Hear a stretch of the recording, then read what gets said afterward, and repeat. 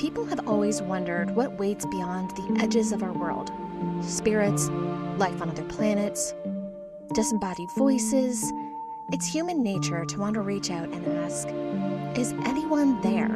And the real question is, what would you give for an answer?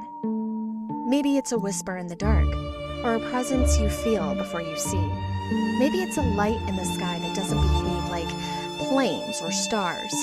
Maybe it's something simpler like that. Maybe it's a belief that if you just follow the right steps, say the right words, or tune yourself into the right frequency, you might make contact with something bigger than you. Most of us never take that curiosity any further than late-night conversations or a documentary we half-watch before bed. But some people do. Some people build their whole lives around the possibility that the universe is listening. And every once in a while, those people walk straight into rituals that don't ask for attention. They ask for commitment. They ask for risk. They ask for faith. And this is where our story begins. Welcome to Down the Crooked Path. I'm your host, Amanda Joy. Join me as we dive into eerie and spine-chilling stories that blur the lines between reality and the unknown. From cryptids and mysterious disappearances to true crime, UFO sightings, and paranormal activity. Venture into the unknown and uncover the secrets that lie down the crooked path. We have talked about spiritualism on this podcast before, but if this is your first time tuning in, spiritualism grew around the belief that the living could communicate with the dead. Often, there would be a medium who would communicate with the deceased loved ones for you via seance. Spiritism in Brazil took shape when physicians like Benoit Jules Mira from France and João Vincent Martins from Portugal arrived in 1840. They started working with ideas tied to vital fluid, a concept linked to mesmerism and homeopathy. Their experiments drew the attention of several well-known figures, many of whom were spiritualist teachers. A circle of scholars and practitioners eventually formed in Rio de Janeiro around Alexandre José de Melo Moraes, and it included several others who were active during the Second Reign. Spiritism is built on the belief that the physical world and the spiritual world overlap, and that spirits are constantly interacting with us. It teaches that every person has an immortal soul that continues learning and evolving even after death, and that spirits can communicate with the living through mediums, dreams, signs, or trance states. Reincarnation is central.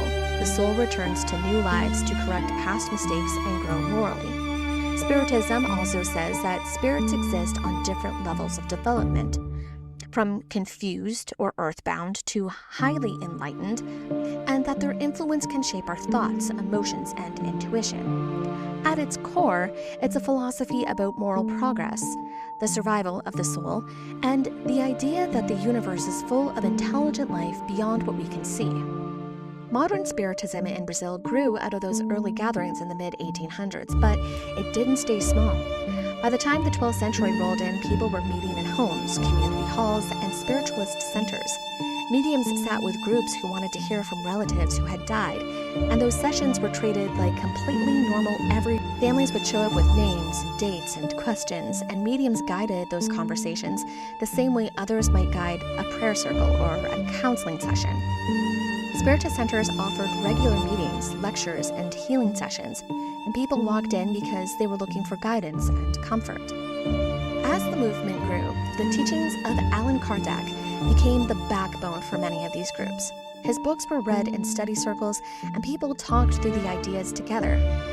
Mediumship was treated as something that could be developed with practice, so centers held classes where people could learn how to focus, how to sit for communication, and how to handle messages that they believed were coming through from the dead. Spiritist centers also offered charity work, offering food, clothing, and support to families who needed it, which made the movement feel rooted in community life. By the mid-1900s, Spiritism had become one of the most recognizable spiritual paths in Brazil. Centers opened in cities and small towns, and mediums became well-known figures in their communities. Some wrote books, some held public sessions, and others focused on private work with families. People would read Spiritist literature the same way that some people read the Bible. It wasn't unusual to see card decks work on a shelf shelf next to family photographs. Spiritist hospitals and clinics appeared in several regions, run by volunteers who believed healing involved both physical and spiritual care. These places offered treatments, counseling, and supportive groups, and they operated with the same steady rhythm as any other community service. In the late 20th century, Spiritism moved into television, radio, and eventually the internet. Mediums would give interviews and answer questions from callers. Spiritist centers began posting lectures online, and people who couldn't attend in person were able to follow along from home. The centers would hold weekly meetings, study groups, and healing sessions, and mediums continued to guide communications. Only now, everything was a lot more accessible. Today, modern Spiritism is a daily part of life for millions of people in Brazil. Spiritist centers operate in neighborhoods across the country, and their doors stay open for anyone who wants to walk in. In fact, most of them hold community programs that run year-round. It's familiar and steady, and it's a part of how many Brazilians understand the world around them. These ideas and concepts are central to the story that I'm going to tell you. It takes place in the coastal city of Niterói, which sits across from the Bay of Rio de Janeiro. Part of that city is Ventum Hill. It's a semi-remote, brush-covered rise that overlooks the city. While this area is accessible to the public, it is very steep and very overgrown, which makes access during emergencies incredibly slow. Sometime around August 18th, a young boy local to the area was hunting birds, most likely sparrows, when he sees two men laying in the grass. At first he thinks they're asleep, but they're too still. So he runs home and he reports what he saw to a neighbor who happens to be a police officer. But this officer didn't take the claim seriously and nothing was done. Later, on August 20th, a teenage boy named Jorge da Costa Alves is flying his kite in the same area when he smells something terrible. He follows the smell and comes across the same two men. They're just laying there, side by side, perfectly still, with their arms behind their heads. But George knows something is off about this scene. The men are too still. This time when a report is made, it is taken seriously. However, given the conditions of vegetation on the hill, the response wasn't able to make the climb until the following day. The bodies of the two men had been sitting out in the hot Brazil sun and humidity for a few days, so they were already starting to show signs of decomposition, like swelling and skin discoloration. But aside from that, they were eerily perfect. There were no signs of struggle or violent altercation, no footprints, no trauma or wounds, nothing.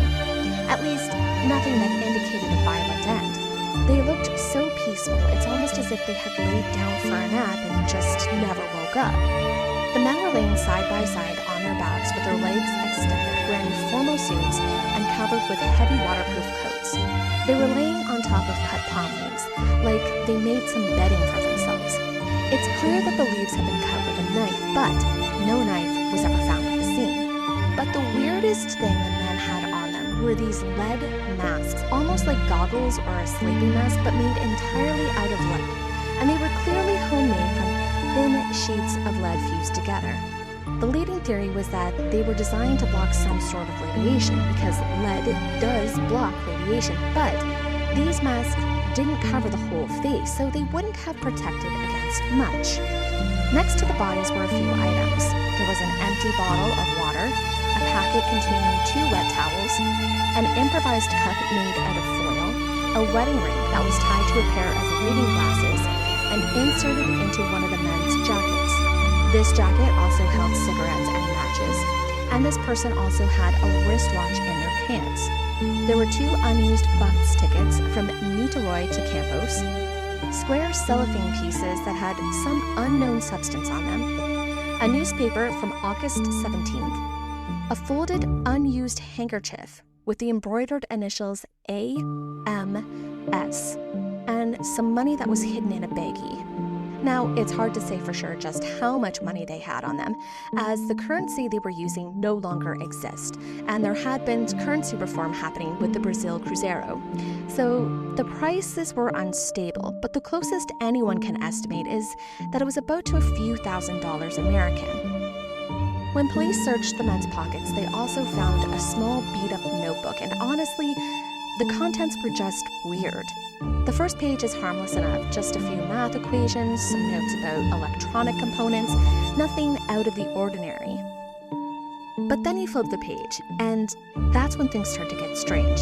The next section reads like some kind of medication schedule. Translated to English, it says Sunday, 1 capsule after a meal.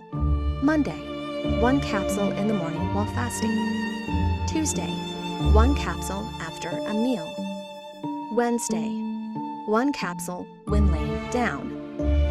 Then on the next page, written in clipped punctuation-free shorthand, are more instructions. The English translation is 4:30 p.m., be at the determined place. 6:30 p.m., swallow capsules. After effect, protect metals, wait for mask signal. Now, remember, they had found a wedding ring and a wristwatch tucked inside of the clothing of one of the bodies. This might be actually connected to the protect metals line, like they were following instructions literally. Finally, tucked in with everything else, police found a sheet of blue-silver paper covered in Ohm's law equations. Ohm's law's equations are basically electronical formulas that technicians use to calculate voltage, current, and resistance. What is even weirder about the bodies is that they had been out in the exposed wild for an estimated 3 days. Their bodies had already begun to decompose and smell. Normally, scavengers and animals would have started to show up, but the bodies were completely untouched by even bugs, which suggests something was very wrong with these bodies. Now, when you hear there's a note with medication instructions and capsules, it makes you naturally think of poisoning, but the truth is, we just don't know. No capsules or pill bottles were ever found at the scene, and honestly, a big part of that uncertainty comes down to what happened next. Once the bodies were recovered, the case was handed over to Jose Venciato Bittencourt. He was the chief of the local police station. The men were sent straight to the coroner's office in Niterói, which happened to be having one of the busiest days imaginable. That same morning, a well-known detective, Halton Nicolegs, had been murdered, and his body had just arrived. His case took priority, and the entire office was overwhelmed and understaffed. Because of the chaos, things did not go by the book. Instead of a qualified coroner handling the preparations for an autopsy, an assistant, someone who wasn't supposed to be doing this, ended up removing the internal organs himself from both of the bodies. Even then, no signs of violence or injury were found on either body. And then, things got worse.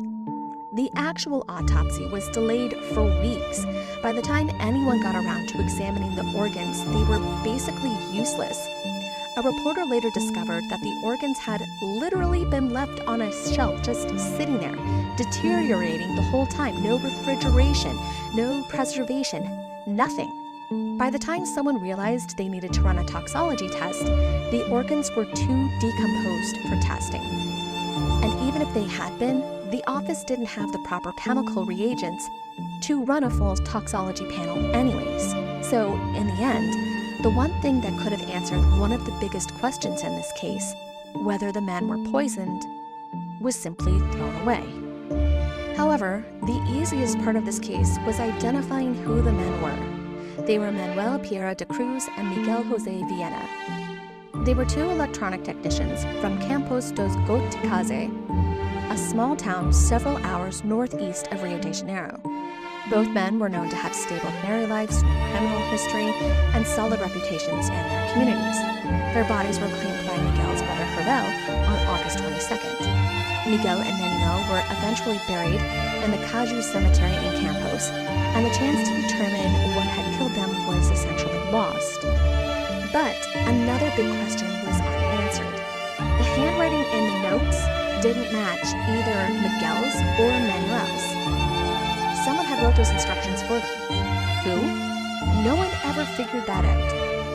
The police worked on constructing a timeline of events leading up to the eventual deaths. Just a few days earlier, on August 17th, they had told their families that they were traveling to São Paulo to buy electronic supplies and a used car that they had been looking at, which made sense at the time, as Manuel and Miguel were supposed to be starting a business together, and Manuel tells his wife the night before that they need to get a car to better service their customers. They had packed lightly and gave no indication that anything unusual was planned, and no one had heard from them since. On the 17th, around 9 a.m., they went to a bus station. It's reported that a friend of theirs, named Elcio Gomez, drove them to the station. Later, he would say that his friends had slighted him when he asked to join them, and made him drop them off outside of the station instead of going inside with them.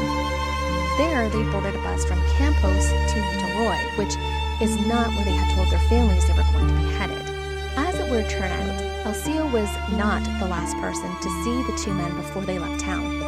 At the bus station, they happened to run into Miguel's niece randomly, and they gave her the same story about going out of town to purchase parts and a car.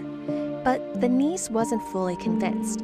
She didn't understand why they needed to take a 5-hour bus ride just to buy a car. I mean, there has to be some used cars available for purchase a lot closer to home. This is when Miguel tells her the truth. Well, sort of. He says that there is another secret purpose for the trip, and he can't give her any details just yet, or anyone else for that matter.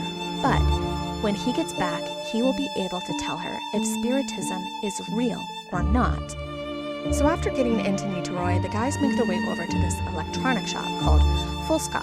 It's on Alberto Victor Street, number 13. The owner, Hernani, actually recognizes them right away because he met them just a few days earlier back in Campos. During that earlier visit, Manuel had even showed him this magazine ad for an AM/FM frequency generator. And the thing cost over 1 million cruzeros, which was a wild amount of money at the time.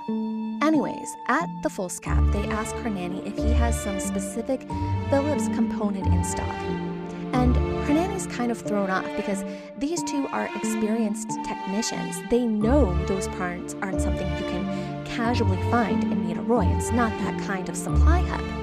When he tells the guys that he doesn't have the parts, they don't seem upset. Instead, they invite him, very casually, to come with them to Solo Paulo to look for the component there. He politely turns them down, and the men leave. At this point in the day, it's now raining. So the men duck into a clothing shop to purchase matching raincoats. The shopkeeper there said that they were polite, but they did seem to be in a hurry and paid in cash. He did note that it was odd that they didn't put the raincoats on before they ran out into the rain. Next, they went into a small bar to purchase a bottle of mineral water. The waitress who served them said that they seemed very anxious and kept glancing at their watches. Now, Brazil has a recycling system, so they kept the receipt for the water as they intended to return the empty for a deposit refund. This receipt was found on their bodies, which suggests that they didn't go up on that hill with the intention of dying. No one saw the men leave the bar, but what we do know is that the men never purchased a car in the city. We don't know if they met someone when they left or if they were picked up by someone, but by 5 p.m. they were seen walking on foot alone, headed to Ventane Hill. From there, reports state that the guys were dropped off at the hill in a jeep, and the driver was someone with blonde hair. There were also 2 other men in the vehicle, however, witnesses were not able to get a clear view of them. These men were the last people known to have spoken with Miguel and Manuel before their deaths, and none of them have ever been identified. Now, so far, all of this is incredibly weird, but what makes this even stranger is this isn't the first time a body has shown up on that hill. In 1962, another electronics technician named Hermes Vieira da Silva was found dead under circumstances that were almost eerily similar. He, too, was wearing a lead mask, just like the ones later found on Manuel and Miguel. Hermes had been involved in these experimental fringe science circles at the time, groups that believed you could use electronic equipment to communicate with spirits or energies. When he died, there were no signs of violence, no clear cause, nothing that pointed investigators into any direction, and his death was officially ruled inconclusive. Spiritist groups at the time had their own explanation. They believed Hermes died during some kind of energetic experiment that went wrong. When the story of 2 dead men on Ventnam Hill hit the news, people started coming forward with things that they had seen in the days before. And one of the most striking reports comes from a woman named Garciende Barbeso Quiento. A few nights earlier, Garciende had been driving along the area right around Vietnam Hill with her 3 kids, when they all noticed these strange lights in the sky.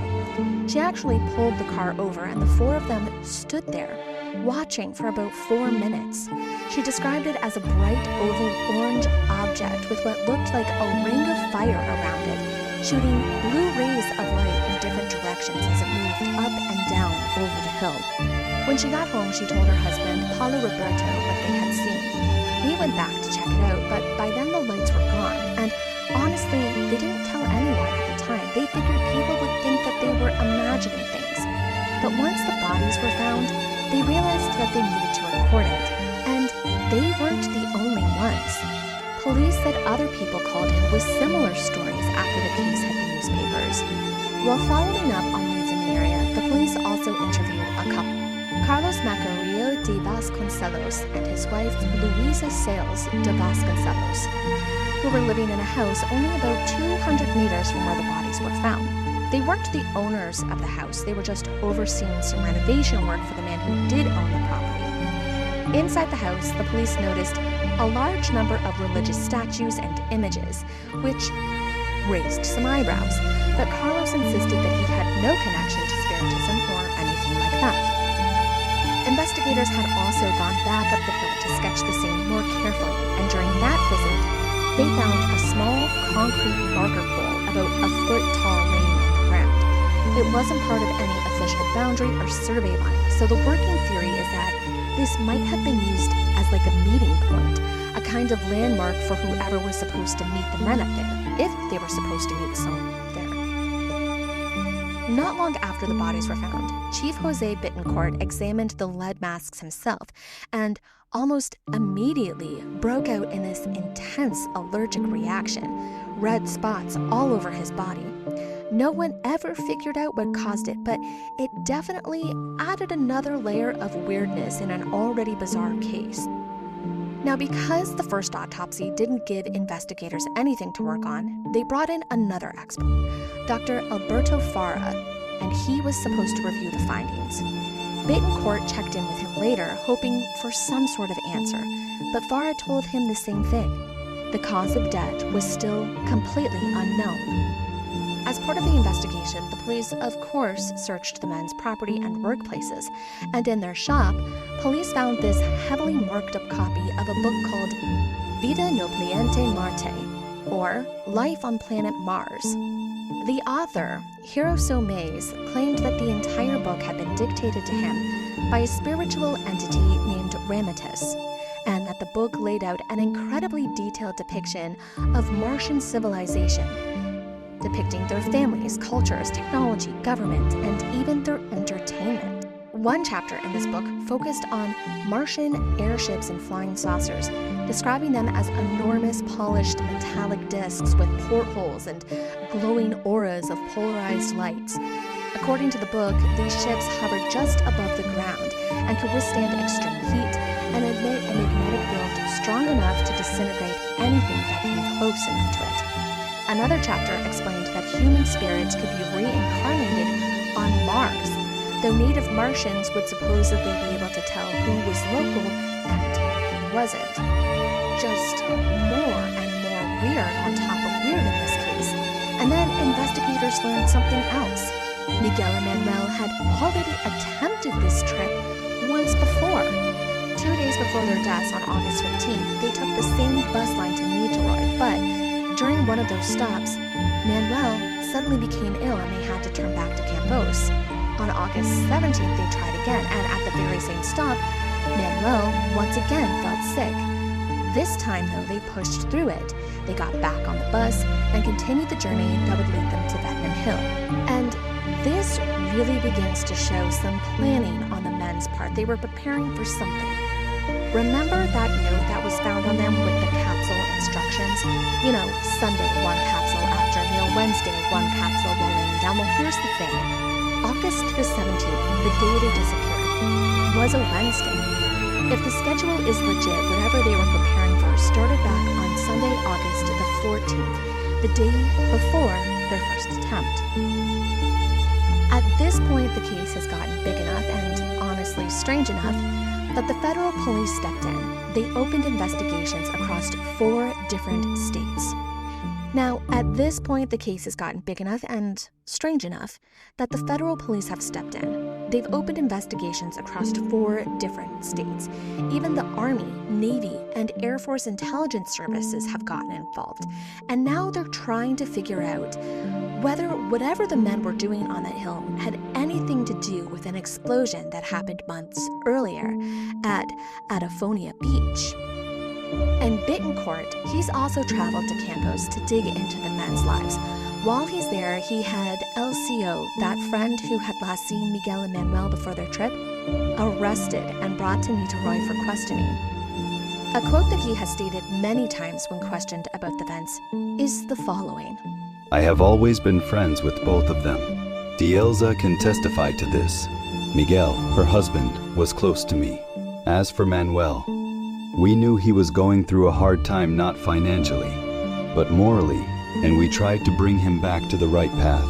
As a believing cartocist, I tried to put him in touch with benevolent spirits, and it was with this intention that I took him to a few sessions at the Spiritism Center. That was all. When I said goodbye to them at the bus station, I was sure that they were really going to Sao Paulo. From that day on, I know nothing more. LCO told the police that these men are spiritists. In fact, all electronics in the area are. Both men attended seances regularly. A couple of months before the men died, something strange had happened in Manuel's house. He, Miguel, and their friend LCO Gomes had tinkered with some kind of homemade device in the garden, and whatever they were building ended up exploding. The blast scattered bits of metal pipe and wiring across the yard, and afterwards, they noticed a strange powdery residue in the soil. To them, this wasn't a failure. They took this as a sign that they had actually contacted something. During this questioning, LCO explains that all 3 men had been experimenting with ways to reach out to Mars. Yes, Mars, as part of their spiritualist beliefs, running off the theory that there is life in Mars. Life must mean that there is a soul, and if they could talk to the spirits of the deceased on Earth, they didn't see what would stop them from being able to talk to spirits on Mars. Also claims that this explosion in the gardens was just a misfire from one of their experiments, and honestly this makes sense with what investigators found in Miguel's workshop. There were tools and scraps used to cut out the lead masks, a book with passages highlighted about intense luminosity connected to spirits, and honestly, if you're expecting some kind of blinding spiritual light, suddenly wearing lead masks over your eyes doesn't sound so far-fetched. Hey, he's Kian. And she's And together we're the hosts of Do You Dare? So, Do You Dare is our podcast where we discuss all things true crime, All things paranormal. and all things history, mystery, and beyond. Plus, don't forget the aliens. Oh, that's silly of me. How could I forget those? We're just 2 British siblings with mics, hoping to bring some spooky, some twisted, and some downright sinister to your ears. If you like what you're listening to right now, type in Do You Dare into wherever you get your podcasts and join us as we delve into all things dark and spine-tingling with our customary British flair. Come join the dark side. If you dare. LCO, for his part, insists that he had nothing to do with what happened on Vietnam Hill. He even has an alibi for the afternoon of August 17th. A receipt from an auto parts store in Campos, nearly 400 kilometers away. And a neighbor confirms that they saw him outside later that day working on his car. But LCO brings up something else during questioning, an incident at Adafonia Beach, where an unexplained explosion had happened months earlier. The story of events from Adafonia was a mess of contradictions. He told investigators that the 3 of them had gone out to the beach together to take part in an experiment that the 2 technicians had designed. Adafonia was a popular spot in Salo Jaro de Barro, not too far from Campos, and around 9 p.m. that night, something massive happened. A huge explosion that lit up the sky with a ball of fire and was heard from 10 kilometers away. People in the area even felt the ground shake. A movie theater had to stop its screening because everyone panicked. Rumors immediately spread that a flying saucer had crashed into the ocean. One local even said that he saw a glowing ship offshore before it suddenly vanished. The blast was big enough that the Navy opened up an investigation. A detective who worked in the area, Walter Fernandez, heard the explosion himself and even felt the police station shake. He goes out to the beach and he finds these deep tracks carved into the sand, about 35 centimeters wide and 25 centimeters deep. And there is this strong sulfur smell that so many witnesses also mentioned. He takes all of these statements and reports everything to his superiors. Right before this explosion, Miguel had contacted a clandestine ham radio operator who supposedly had a powerful transmitter just a few hundred meters from the beach. But when it comes to the explosion itself, Elcio insists he isn't the one behind it. He says that Manuel and Miguel were the masterminds, and he had only gone along because they invited him to watch. Even then, his story doesn't stay consistent. In his first testimony, he says that they drive to the beach in Miguel's car. Later, he changed that detail, saying Miguel's car had broken down and they had gone in his instead. But Valder Cardosa, who worked closely with Miguel and Manuel, told a different story.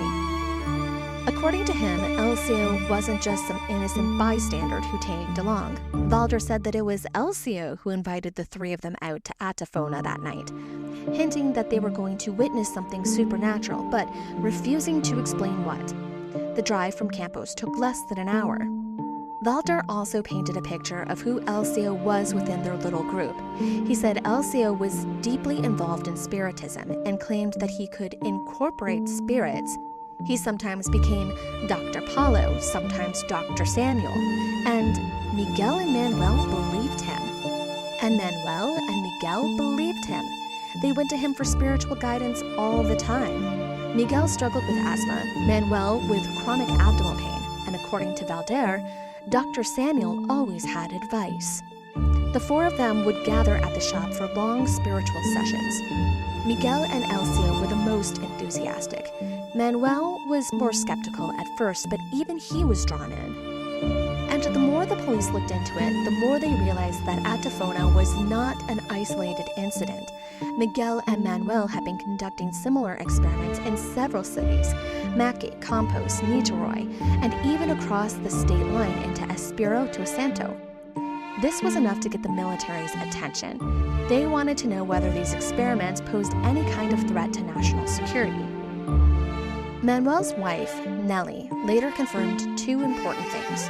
The first was that Manuel had indeed participated in the Atafona experiment, and the second was that the lead masks were made by Miguel and Manuel the day before they left for Niterói. The police did find pieces of cut lead in buckets in Manuel's house, scraps that matched the openings of the masks where the nose would be, and the men had apparently used a lead pipe as raw material. When Nellie asked what the masks were for, Manuel simply told her that they needed them for work. And at the shop, police found even more masks in various stages of construction. Investigators learned that a few days earlier, on Friday, August 12th, a neighbor named Fernando Jose had walked in on Miguel and Manuel in the workshop, hammering a lead pipe. When he asked what they were doing, they tried to brush him off, but when he pressed, they gave him this strange answer. They said, quote, "We are creating something that will prevent the end of the world in 1968, when the Great Cyclone will devastate a large part of our planet." And that was all they said. So to rule out anything dangerous, the Army's Engineering Institute tested the masks and confirmed that they did not contain any radioactive material. In September of 1968, as if this case didn't need one more strange twist, something else happened. A photographer named Ari Piera captured an image of an unidentified flying object hovering over Vietnam Hill, the same hill where the bodies had been found. He said that the object emitted such an intense silver light that he had to use a silver filter on his camera. It stayed still for a few minutes and then it shot away at high speed. And Ari wasn't the only one who saw it. Many people in Niterói reported witnessing the same object that same night. Meanwhile, police were still trying to figure out what could have driven the men to the top of Vetnam Hill. The early theory of a suicide pact was quickly dismissed. There was no motive, and some of the money was missing. Not all of it, but some was missing. And the water bottle receipt didn't fit either. Why ask for a refund if you weren't planning to come back? There was also a theory that the men had died from a heart attack, but at the same time just didn't make any sense. Police took into consideration the supposed capsules, so a lot of local spiritual groups at the time were using psychedelics like LSD or mescaline to reach a different state of mind. Now, fast forward to today, we've got a lot of studies showing that the brain on psychedelic looks a lot like a dreaming brain. Imagination's off the leash, and your sense of self kind of fades into the background. That's basically the idea. You're more open to perceiving spiritual or paranormal stuff. And this was a pretty common belief in some circles back then. To give you an example, about 2 weeks after the death, a newspaper ran a short but attention-grabbing statement from a man who was a Brazilian scholar and described himself as a professor of yoga. He claimed that within certain spiritual circles, it was common for people to experiment with psychedelic substances as part of their rituals. And in his opinion, that's what happened to Manuel and Miguel, that they'd taken some kind of hallucinogenic drug as part of an experiment and accidentally overdosed. Another theory was espionage. The men were electronic technicians and had coded notes with them. The hilltop was remote, the perfect place for radio transmissions. There was also a contraband angle. The newspaper found at the scene had a story about a smuggling ring that had been partially dismantled. 5 smugglers were caught, but 2 were still on the run. Investigators wondered if the men had stumbled into something that maybe they shouldn't have. Maybe they were supposed to meet these 2 men on the run at the top of the hill. Then there was the idea that Miguel and Manuel had been lured into a trap. According to this theory, they went to Niterói to visit a spiritism center. Somewhere there learned that they were carrying a large amount of cash and sent them up the hill on a fake mission. They could have been robbed and killed, or robbed after the fact.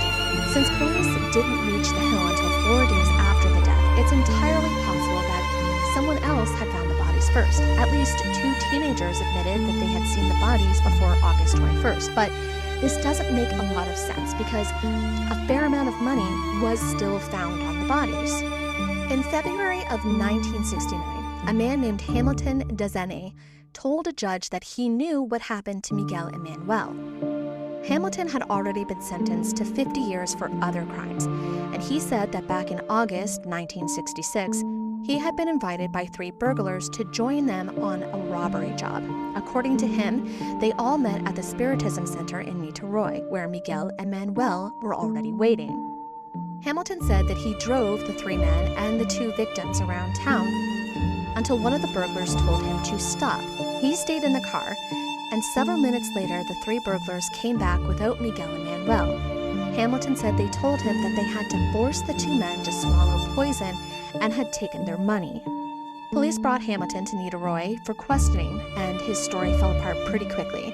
There were too many contradictions, and investigators concluded that he had made it all up. His goal was to get out of prison long enough to try to escape while he was in Niterói, and he was eventually charged with giving false testimony. Of course, the most persistent theory is this was a scientific or spiritual experiment gone wrong.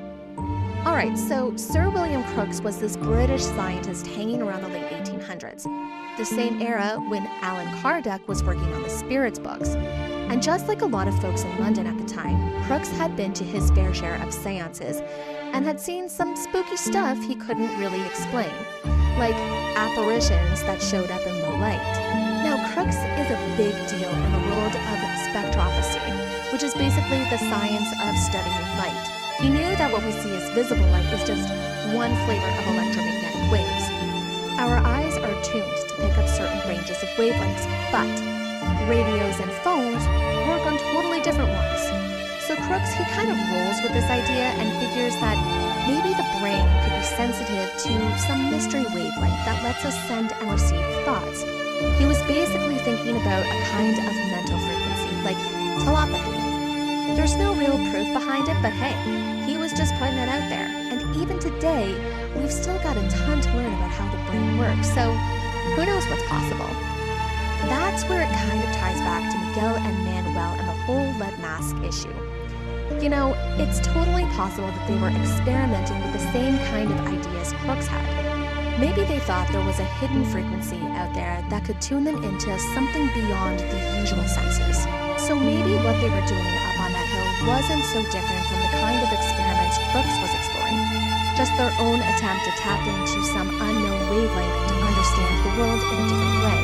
While trying to piece together the men's movements, the police timed out a route from the bus station to the electronic shop, by bus, by car, and on foot. And then they compared it to the timeline Miguel and Manuel actually followed. No matter how they calculated it, there was a 21-minute gap that couldn't be explained. Investigators suspected that the men had stopped somewhere before going to the electronic shop. One officer pointed out that there was a well-known spiritism center that sat right along those routes. Maybe they went there for final instructions. Maybe not. Nothing was ever proven. Now, we know a real toxology report couldn't have been done because the organs were already cooked. But a toxology report did surface. It was written by Ido van Vieira, even though the material needed for any testing had been discarded days earlier. He later confessed that he had been under pressure to close the case and couldn't push back against the people above him. In a document, Ido van wrote that Miguel and Manuel had died while using some kind of parapsychological experiment that involved reaching a state of unconsciousness after taking unidentified capsules with the mineral water that they had bought before heading up to the hill.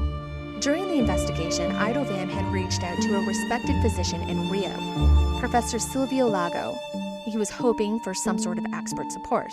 Dr. Lago responded with a 10-page document explaining the principles of parapsychology and ultimately agreed with the direction of Ido van's theory.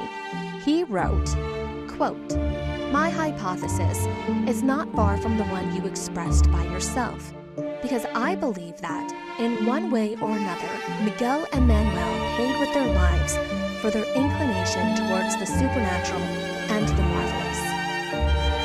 But the Justice Department wasn't satisfied. District Attorney Edmo Lutterbach rejected the supernatural framing entirely.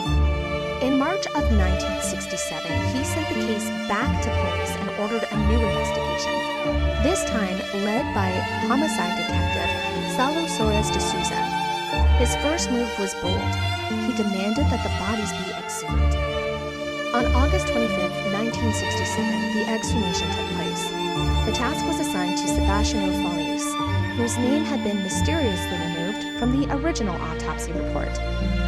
What he found wasn't encouraging. The bodies had been embalmed with far too much formaldehyde, making any meaningful toxology test impossible. Once again, the cause of death remained unknown. Early the next year, as the last attempt to salvage the investigation, samples of bone and tissue were sent to the Institute of Atomic Energy in Sao Paulo. The results were lost in the mail, literally delaying the case for weeks. When the package finally arrived, the technical police couldn't make sense of the data. Only after consulting with specialists from the Atomic Institute did they determine that all measured elements were within normal ranges. Nothing pointed to poisoning, radiation, or exotic substances. In May of 1969, District Attorney Lutterbach was transferred to a new position. The new district attorney asked for the case to be closed, even though the police investigation was still active, which was unusual. In June 1969, police brought up a detail that they had overlooked from the beginning, a small paper note found beside the bodies with a single word written on it. Bonsai. Police said that there was a Japanese origin group in Niterói that used this word often for their meetings, so members of that group were questioned. Newspapers at the time reported the interrogations, but nothing ever came of it. In October 1969, a fugitive named Alexandre Monteiro Selvo Neto started showing up in the news. He went by Professor Renayama, or Count Renayama, and he already had a long history of arrest and escapes. Police believe that he had a connection to the lead mask case because he had once lived near Bethnam Hill, and he often hosted people for parapsychological experiments. The initials on the handkerchief found with Miguel and Manuel matched his name, which pushed him into the suspect list. Police tracked him to Recife, where he had been presenting himself as a parapsychological professor and was even giving talks at the local university. Some reports say that he was arrested in Rio de Janeiro in 1971. Others say that he was arrested in Fortaleza the same year. There were also notes about police arranging his transfer from Fortaleza to Niterói.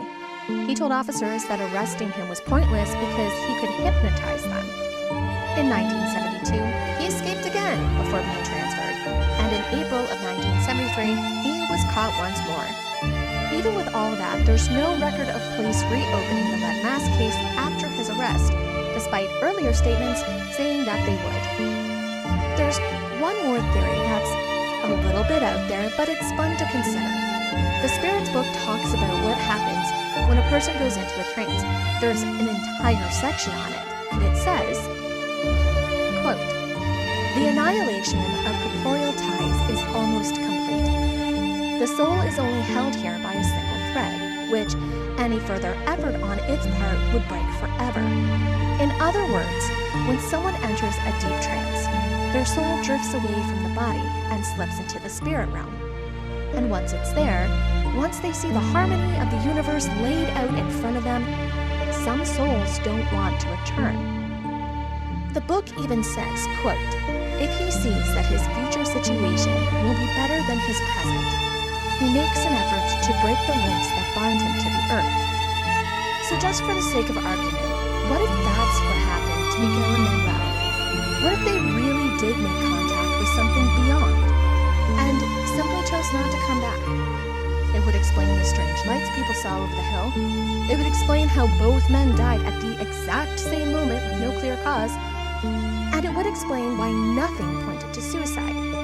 Because they weren't planning on an ending. They were reaching for something, and the outcome wasn't the one anyone expected. It's wishful thinking for sure, but out of all of the possibilities that we've walked through, it's the one that feels the closest to what Miguel and Manuel would have hoped for. The lead mask case has been closed for decades. There wasn't enough evidence to call it a homicide, the press moved on, and the whole story faded almost overnight. It's been revisited by plenty of curious minds since then, but no new answers have ever surfaced. At this point, it's safe to say that we may never know what really happened. Not until we cross that threshold ourselves. Thanks for wandering down this crooked path with me. Stay curious, stay skeptical, and let the mysteries guide your way. This is Amanda Joy signing off. Follow the path further. If this episode left you lingering in the shadows, there's more to explore. Follow at Down the Crooked Path on TikTok and Instagram for haunting visuals, behind-the-scenes lore, and updates on upcoming episodes. Every post is another breadcrumb deeper into the strange, the forgotten, and the beautifully unsettling. You can also write in with your own stories and episode recommendations at crookedpathsocial@gmail.com. Stay curious and keep walking.